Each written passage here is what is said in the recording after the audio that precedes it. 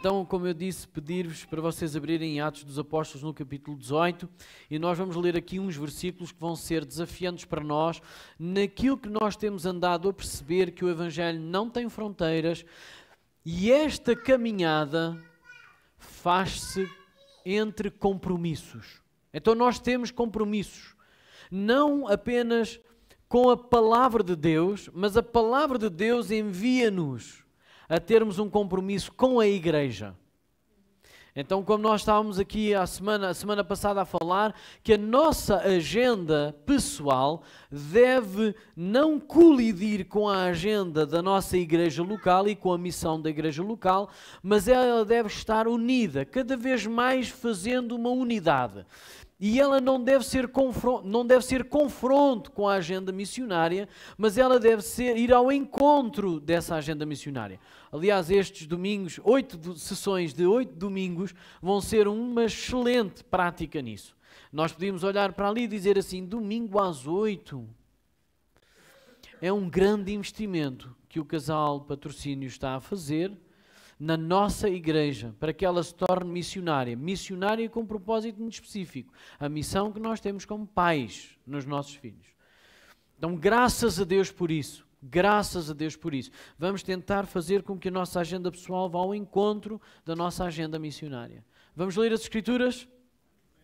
Então, capítulo 18, versículos 23 a 28, diz assim a palavra do Senhor. Depois de passar algum tempo em Antioquia, Paulo partiu dali e viajou por toda a região da Galácia e da Frígia, fortalecendo todos os discípulos. Enquanto isso, um judeu chamado Apolo, natural de Alexandria, chegou a Éfeso.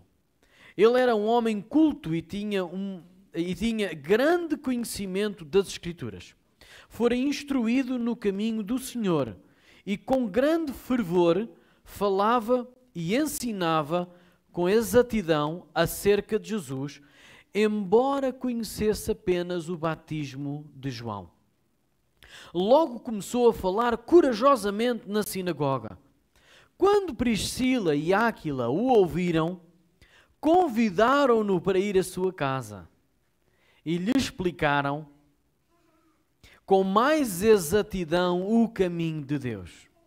Querendo ele ir para Acaia, os irmãos o encorajaram e escreveram aos discípulos que o recebessem. Ao chegar, ele auxiliou muito os que pela graça haviam crido, pois refutava vigorosamente os judeus em debate público, provando pelas Escrituras que Jesus é o Cristo.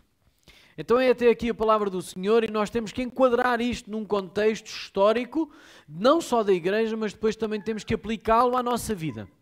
Então o que acontece neste texto é que Paulo esteve em Corinto e na Acaia, na igreja de Corinto, na cidade de Corinto, e ele percebeu que 18 meses esteve lá, ele emergiu dali a igreja de Corinto, eles estavam a ser fortalecidos, já tinham o seu propósito bem estabelecido, já estavam a viver como igreja, e Paulo percebeu, bom, o meu voto terminou, o meu tempo terminou, inclusivamente ele rapou o cabelo, lembram-se disso?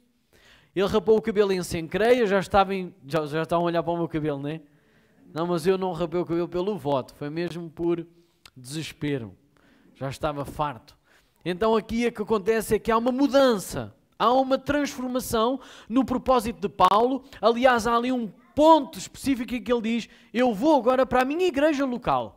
Mas antes de ir para a minha igreja local, eu vou passar por Jerusalém e vou fazer ali, visitar a igreja de Jerusalém e vou fazer o meu voto, vou cumprir o meu voto. Mas ele passou por Éfeso, que era o próximo porto onde ele teria que passar da Cencreia, ou seja, neste caso de Corinto, até Éfeso. Em Éfeso ele ficou lá há muito pouco tempo, lembram-se disso?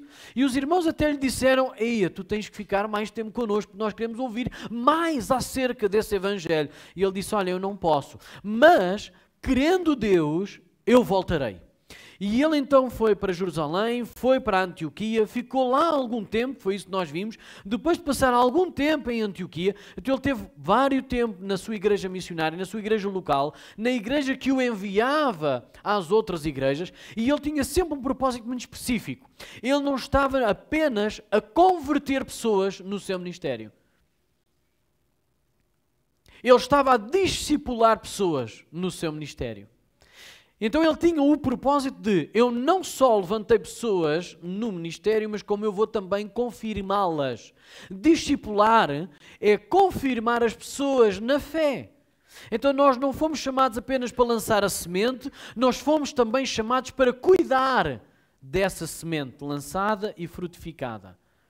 E é isso que Paulo está a fazer. Ele sai de Antioquia e ele diz, eu tenho um propósito. Eu não vou já correr para Éfeso, porque o meu propósito tem que ser cumprido. Eu tenho que ir ao encontro das igrejas que já foram levantadas, na zona da Galácia e da Frígia, que nós temos Listra, Derbe, Icónio. Lembram-se dessas igrejas? Que nós vemos em Atos 13, no início da sua viagem missionária? Então ele está a ir até lá e está a ir confirmar os irmãos, está a ir visitá-los, está a dar notícias, está a continuar a pregar o Evangelho. E nós podemos ver pela carta aos Gálatas que essa é a mensagem que ele está lá sempre a confirmar os irmãos. Não se desviem da fé, só vocês chegaram aqui pela fé, não se coloquem debaixo da lei outra vez. Não façam outro evangelho na vossa vida. Vocês permaneçam naquele que é o evangelho verdadeiro. É Jesus Cristo crucificado e é Ele que perdoa e justifica os nossos pecados, só Ele. E é por Ele e para Ele que nós vivemos. Não façam disto um outro evangelho. Então nós podemos ver por todas estas cartas que Paulo está a ter uma missão muito coerente. E ele está a ir à Galácia e à Frígia. Mas neste tempo de intervalo, entre Paulo ter saído de Éfeso, ir a Jerusalém, Antioquia e passar por a Galácia, há um homem judeu que é muito bem instruído na zona do Egito, que era a zona do mundo intelectual, de grande poder intelectual e filosófico. Era um judeu bem crescido, bem maturado nas universidades egípcias, também no conhecimento judaico, mas era um crente. E ele tinha sido ensinado pela escola de João Batista. O ensino que ele tinha das Escrituras, e quando fala aqui que ele era muito poderoso nas Escrituras, está-nos a falar do Antigo Testamento. Ok? Agora aqui a questão é, porque é que Lucas introduz em 5 ou 6 versículos a pessoa de Apolo aqui? E na altura de Corinto, porque faz todo o sentido para nós vermos toda a história da igreja e haver aqui algumas particularidades do ensino e do crescimento da igreja e da necessidade que a igreja tem constantemente de crescer e de ser discipulada. Discipular quer dizer ensinar, exortar, corrigir, confortar, quer dizer encaminhar em todo o tempo. Okay? Então é ajudar alguém a fazer o caminho. Porquê é que eu estou a dizer isto? Porque a primeira oportunidade está aqui a surgir. Apolo é um homem muito versátil na forma de oratória. Ele é um homem convincente porque ele tem um fervor de espírito. Isto quer dizer que é uma pessoa muito entusiasmada naquilo que está a passar.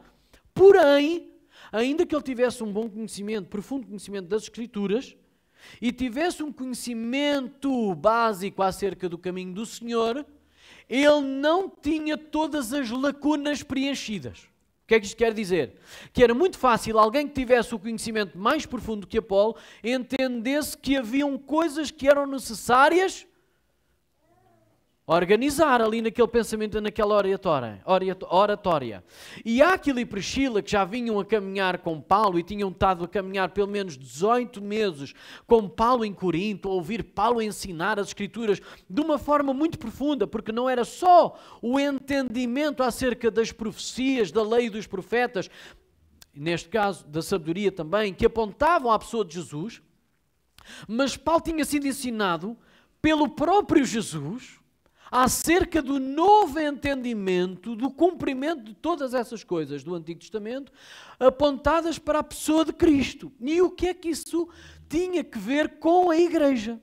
e com o nosso crescimento. Então Áquila e Priscila ouvem Apolo a falar na sinagoga com toda a ousadia, com uma grande profundidade das Escrituras, ou seja, ele estava ao nível dos judeus da sinagoga e conseguia ir um pouco mais além, porque ele ainda falava do caminho do Senhor, mas haviam algumas coisas para preencher. E o que é que Áquila e Priscila fizeram?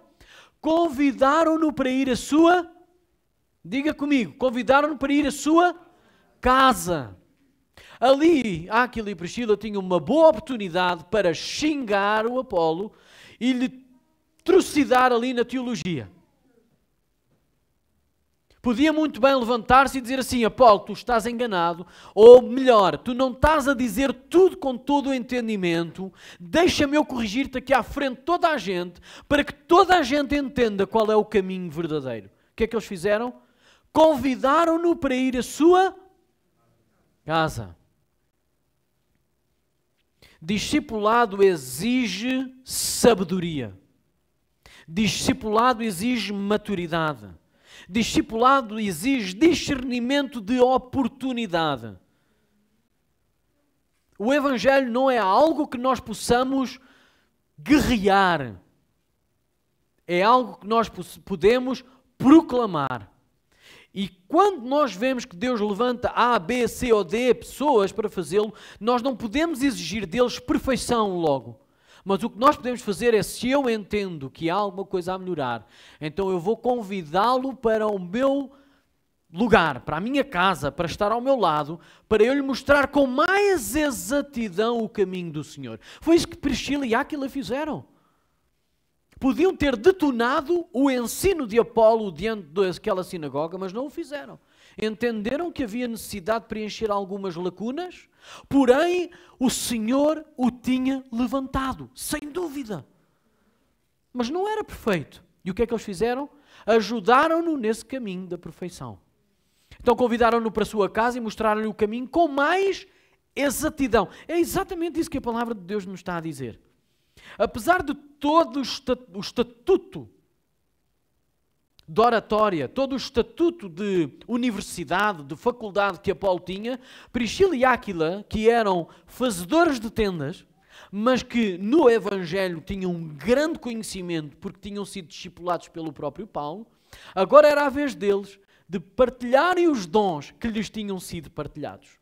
Então convidaram-no para a sua casa e mesmo com aquele estatuto todo não tiveram vergonha. Ouçam, irmãos, nós não temos de ter vergonha, nem temos de estar aqui a ver as posições que o mundo nos dá para nós podermos partilhar com mais exatidão o Evangelho do Senhor. Então todos nós temos alguma coisa a aprender.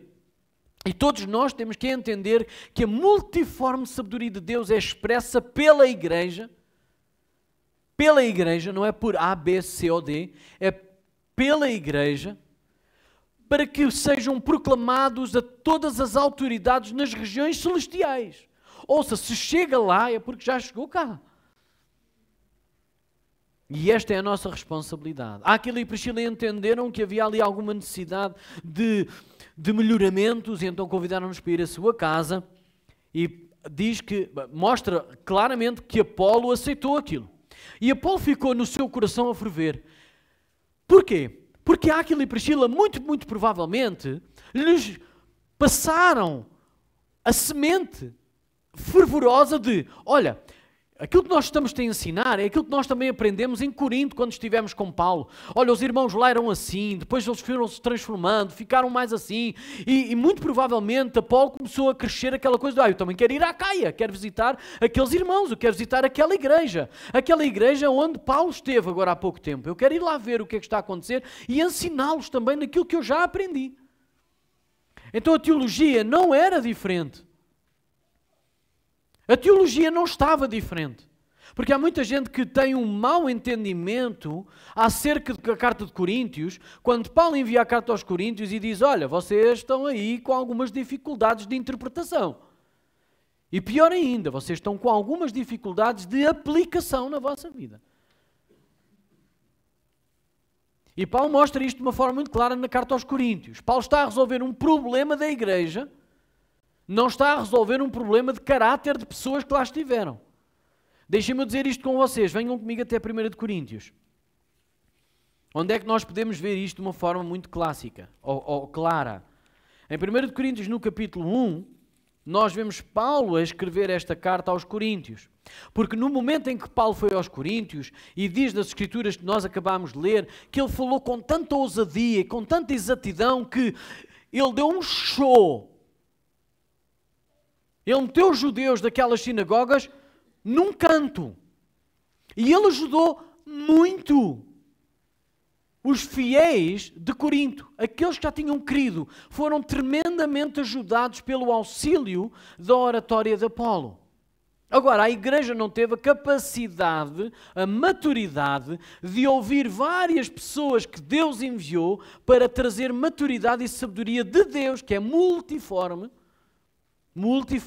tem muitas formas e elas são passadas por pessoas diferentes. E a igreja não teve essa capacidade.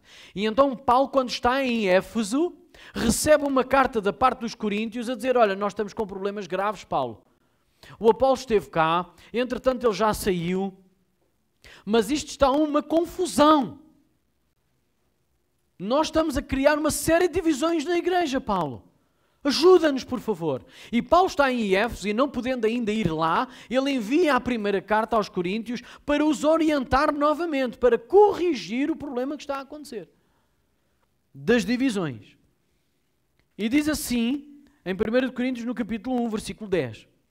Irmãos, em nome de nosso Senhor Jesus Cristo, suplico a todos vocês que concordem uns com os outros no que falam, para que não haja divisões entre vocês. Antes, que todos estejam unidos num só pensamento e num só parecer. Meus irmãos, eu fui informado por alguns da casa de Cloé, ouçam, primeiro ensino para nós, quando alguém nos dá alguma notícia por uma necessidade de reconhecimento, ou seja, que reconheceu uma necessidade de exortação, de correção, a pessoa não se esconde e diz, ouvi alguém dizer.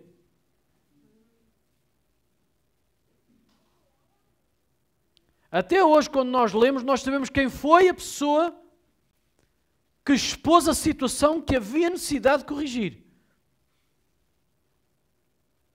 Eram aquelas pessoas que se juntavam na casa de Cloé, que se juntaram, devem ter orado sobre o assunto, deviam estar a ser muito afligidos por causa das divisões existentes, e eles agiram naquilo. Não só oraram, não só falaram sobre o assunto, mas não permitiram que aquilo surgisse em murmuração. Eles resolveram o assunto, escrevendo uma carta para alguém que eles reconheciam que podia vir da parte de Deus solucionar o problema.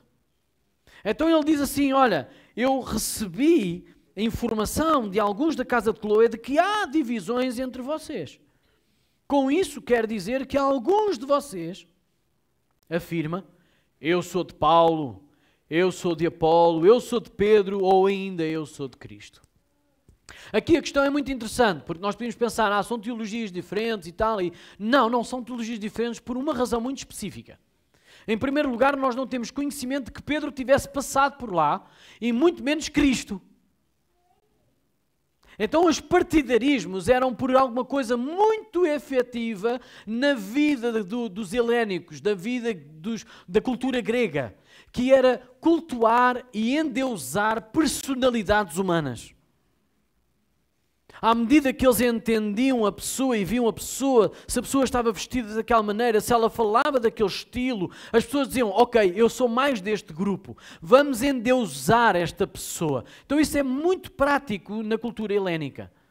E isso o que é que aconteceu? Aconteceu que eles estavam-se a moldar com a cultura do mundo, ao invés de estarem a ser transformados pela cultura de Cristo, que une todas as pessoas, mesmo na sua maneira diferente de ser, une todos no mesmo corpo e na mesma doutrina, no mesmo batismo, no mesmo amor, no mesmo sentido. E é isso que Paulo está aqui a dizer e a organizar. E Paulo teve o discernimento, quando esteve com eles, de não lhes apresentar o Evangelho e não permitir que estas facções pudessem existir. Tanto que venham comigo ao capítulo 3, no versículo 1 diz assim, irmãos, não lhes pude falar como espirituais, mas como a carnais, como a crianças em Cristo. Então nós temos de ter o discernimento, como Paulo teve, de quando vamos pregar o Evangelho, de começar a entender o ambiente em que as pessoas estão e tentar perceber o que é que nós temos que ir solucionar logo no início. Então isto não era uma novidade para Paulo. Paulo sabia que quando esteve com eles não lhes podia falar como a pessoas muito espirituais, não lhes podia dar a liberdade, certas liberdades, como nós fazemos com as nossas crianças. Nós não damos às nossas crianças a liberdade de escolher todas as coisas. Vamos dando de uma forma controlada. À medida que, mesmo que eles escolham mal, o prejuízo é muito pequeno. Aliás, o prejuízo pode tornar-se em lucro. Porquê? Porque vai ensinar alguma coisa sem prejudicar a saúde, sem prejudicar alguma coisa do seu futuro. Amém? É assim que nós tratamos com as nossas crianças. E Paulo, muito provavelmente, tratou também assim com os coríntios. E ele diz: quando fui ter convosco, não vos pude falar a espirituais, mas como a carnais, como a crianças em Cristo. Dei-lhes leite e não alimento sólido, pois vocês não estavam em condições de recebê-lo. Irmãos, nós temos que ter noção de como passar o Evangelho às pessoas sem que isso se torne em legalismo ou em divisão.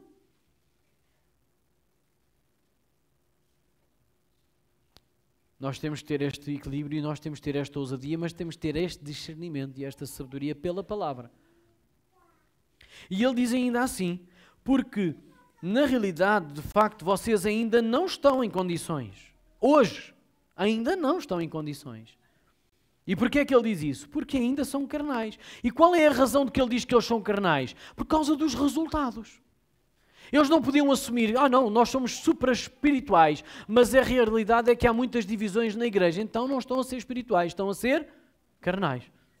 Não estão a ser maduros, estão a ser como meninos. Porque diz assim, há muitas divisões entre vocês. Olhem, há inveja e divisão entre vocês, não estando sendo carnais e agindo como mundanos. Vocês não estão assim a agir como o mundo. Então é assim, pois quando alguém diz eu sou de Paulo e outro eu sou de Apolo, não estão a ser mundanos. Vocês ao tomar partidarismos, não é isso que vocês veem lá fora. Então dentro da igreja isso não pode ter lugar. Mesmo que o nosso impulso carnal faça isso. Não, eu sou daquele pregador. Não, eu gosto mais, não, eu vou mesmo por aquilo. E se isso me está a afastar de alguém, então eu tenho que entender que eu estou a ser o quê? Mundano.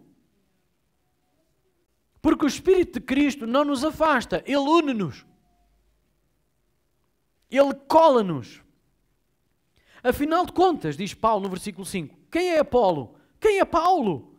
Apenas servos, por meio dos quais vocês vieram a crer, conforme o ministério que o Senhor atribuiu a cada um. É graça. E não só Paulo entendeu isto quando estava a escrever a carta, como Áquila e Priscila entenderam isto, porque foi esta a forma que eles agiram quando ouviram Apolo falar com o Evangelho com algumas lacunas. Não apresentando tudo. O que é que eles fizeram? Não, isto não nos vai afastar, isto vai unir-nos. Vamos convidá-los para a nossa casa para lhes explicar com mais exatidão o caminho do Senhor. Ouçam, estas notícias eram tão grandes, eram tão claras, que até Paulo, no final da carta aos 1 Coríntios, no capítulo 16, ele escreve o seguinte, porque não é fácil.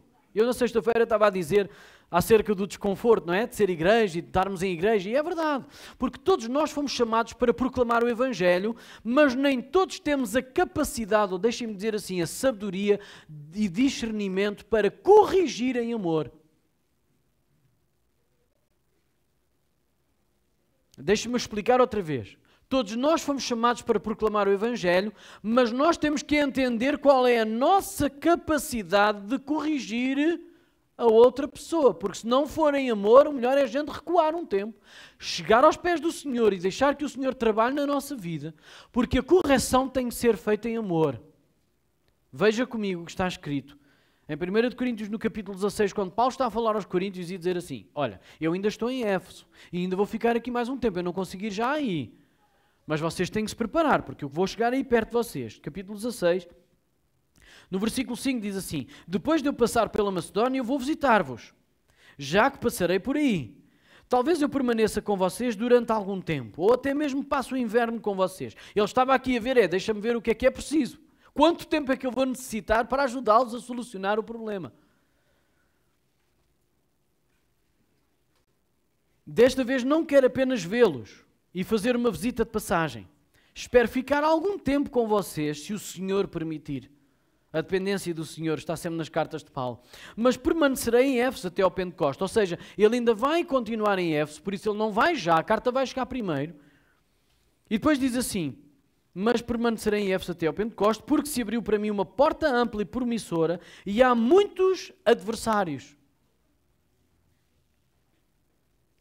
Se Timóteo for, tomem providências para que ele não tenha nada que temer enquanto estiver com vocês, pois ele trabalha na obra do Senhor, assim como eu.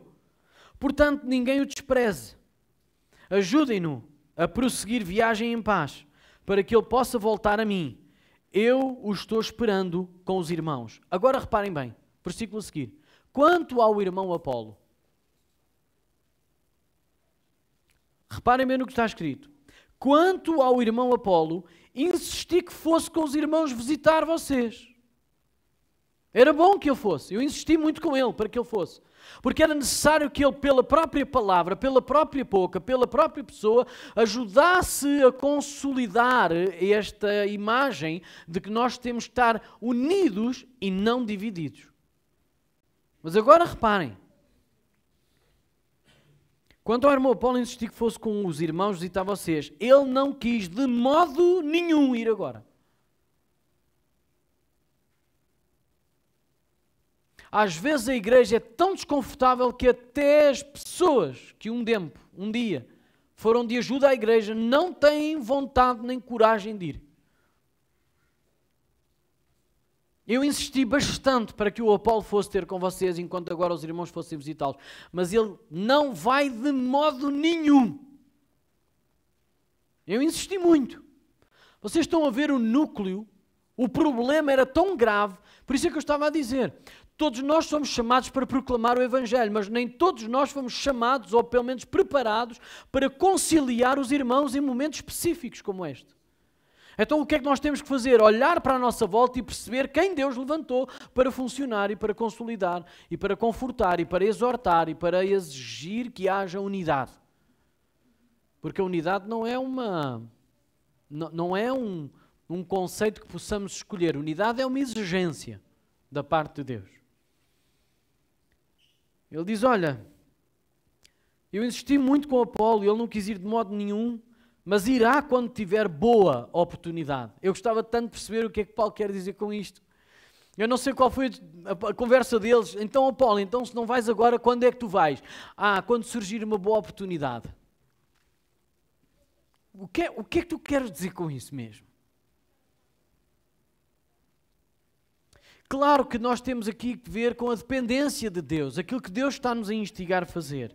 E agora diz assim, Paulo dá assim um mote à igreja de Corinto. Estejam vigilantes, mantenham-se firmes na fé, sejam homens de coragem, sejam fortes, façam tudo com amor. E é aqui que nos leva àquilo que o Senhor Jesus viveu na sua última noite. Na sua última noite, em João no capítulo 13, ele decide passá-la com os seus discípulos perfeitos, não era? Um deles até já tinha decidido e posto no seu coração traí-lo. E todos os outros separarem-se dele, desistirem dele, fugirem dele, incluindo um até, como é o apóstolo Pedro, que tinha dito, olha, quanto a mim eu dou a minha vida por ti. Ó Pedro. Então, Jesus escolhe na sua última noite entre os discípulos, passar uma noite com estas pessoas. E o que me transcende, aquilo que me choca, é uma frase que nós temos no Evangelho de João, no capítulo 13, logo nos primeiros versículos, em que diz, quando ele amou os seus, ou tendo amado os seus, façam tudo com amor. E eu olho para o exemplo de Jesus e dizer assim, ele escolheu viver a sua última noite no meio de gente defeituosa, imperfeita, com uma série de lacunas. Mas sabe que nós temos que aprender com este amor de Jesus, porque diz a palavra do Senhor, tendo amado os seus, amou-os até ao fim. Jesus não desistiu de ninguém. capítulo 13, versículo... Deixem-me ler aqui como está aqui nesta versão. Um pouco antes da festa da Páscoa, sabendo Jesus que havia chegado o tempo em que deixaria este mundo e iria para o Pai, tendo amado os seus que estavam no mundo, amou-os até ao fim. Esta versão até nos mostra isto. Quando Jesus olha para nós, Ele não está a ver a nossa imperfeição, Ele está a ver a nossa necessidade. Quando nós olhamos para os outros, o que é que nos salta à vista? São as imperfeições. Irmãos, vamos ser honestos. Aquilo que salta à nossa vista na visão humana é as necessidades de perfeição. São as imperfeições. E isso o que é que nos faz? Faz-nos afastar uns dos outros. Quando nós estamos a olhar com os nossos olhos, como os discípulos todos estavam ali a olhar, eles vão se afastar uns dos outros. Quem é que quis lavar os pés uns aos outros? Ninguém. Só Jesus, nesta mesma festa, nesta mesma Páscoa, nesta mesma noite, tendo amado os seus, sabendo que ia morrer, sabendo que iria para o Pai, tendo amado os seus, amou-os até ao fim. Porque amou-os no mundo, na sua imperfeição. Mas Jesus não estava a olhar para a sua imperfeição. Jesus estava a olhar para a sua necessidade. E este é o maior ensino que nós temos no discipulado. No discipulado, não se percam, no discipulado nós não estamos a olhar para a imperfeição do próximo, para a imperfeição do outro. Nós temos que olhar com o coração de amor de Jesus e olhar para a sua necessidade de crescimento. E fazer como Áquila e Priscila, que foram ao encontro de Apolo e perceberam: olha, tu estás a caminhar o bom caminho e eu vou ajudar-te a aperfeiçoares esse mesmo caminho. Há necessidade de entenderes um pouco mais, com mais exatidão, o caminho do Senhor. E é isto que nós temos que fazer uns com os outros. Não é olhar uns para os outros e entender a imperfeição, ainda que haja necessidade de reconhecer a imperfeição, porque aí nós vamos olhar para a necessidade, mas nós temos que nos focar na necessidade, porque isso vai nos fazer amar o próximo. E esta é a mesa que Jesus preparou para nós. Uma mesa onde nós olhamos para o lado e vemos um Pedro imperfeito, mas um Pedro com necessidade. É uma mesa em que nós olhamos e vemos um Judas muito imperfeito, mas vemos com uma necessidade de arrependimento. Nós olhamos para o lado e vemos um João ainda pouco, talvez imaturo. É imperfeito, sim, mas com uma necessidade de crescimento. Então Jesus, tendo amado os seus no mundo, enquanto eles ainda tinham as suas necessidades, amou-os até ao fim. O que é que isto quer dizer? Quer dizer que Ele não desistiu deles até que eles fossem preenchidos, discipulados. E deu-lhes uma missão que eles próprios estavam a viver. Ninguém pode ser discipulador se não for também discipulado. Irmãos, deixem-me eu dizer isto outra vez. Ninguém pode ser discipulador de ninguém se também não estiver a ser discipulado. E ninguém pode ser discipulado e não ter a vontade de discipular. Ninguém deve estar a ser discipulado e não trazer a vontade de discipular. Porque essa é a continuidade do reino de Deus na nossa vida. Essa é a função que nós temos como igreja. Vamos participar da mesa do Senhor. Eu peço ao grupo de louvor que possa subir. Nós vamos participar da mesa onde nós olhamos uns para os outros e nós não vamos estar a focar na imperfeição, mas na necessidade de crescimento. Amém?